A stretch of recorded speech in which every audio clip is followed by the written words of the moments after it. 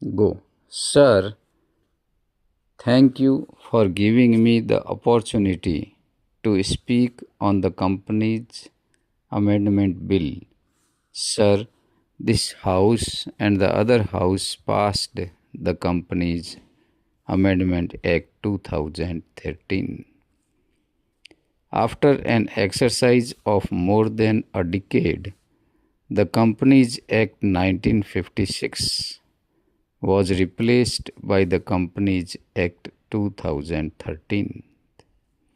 After a prolonged discussion, deliberations with the industry, chambers, and all the stakeholders, after several recommendations by the Standing Committee, it went twice to the Standing Committee.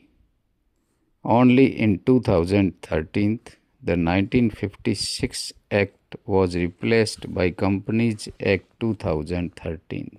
Para. Now, the Act was notified only partially in 2013, and from 1st April 2014, the Act was implemented. Within a period of 6 months, the government has come out with several amendments to the Act, and there are nearly 14 sections which have been amended. I do not see any reason for amendment of some of the provisions like removing the threshold limit for minimum capital requirement for private companies and public companies. The previous Act clearly says that the private companies should have a minimum capital of 1 lakh and the public companies should have a minimum capital of 5 lakh. This was a provision introduced to curb the shell companies and to put restrictions while incorporating the companies.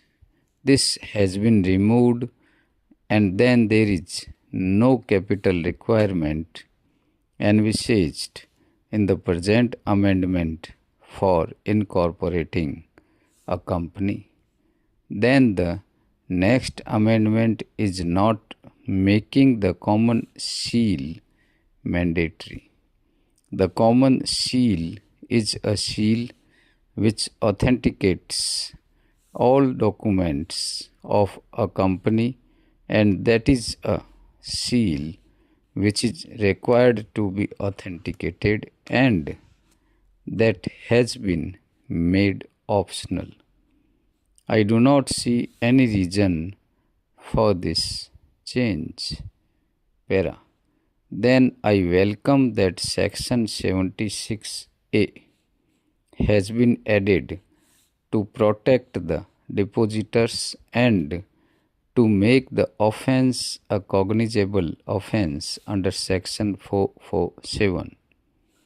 We have to protect the depositors. Of course, the original section, which is Section 76, has the provision to protect them, but now more transparency has been brought in.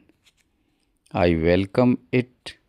As far as Section 188 is concerned, where an agreement to be filed in certain cases, special resolution was necessary, which was very important. That has been removed. If these provisions can be passed with an ordinary resolution, I feel that this amendment is not necessary.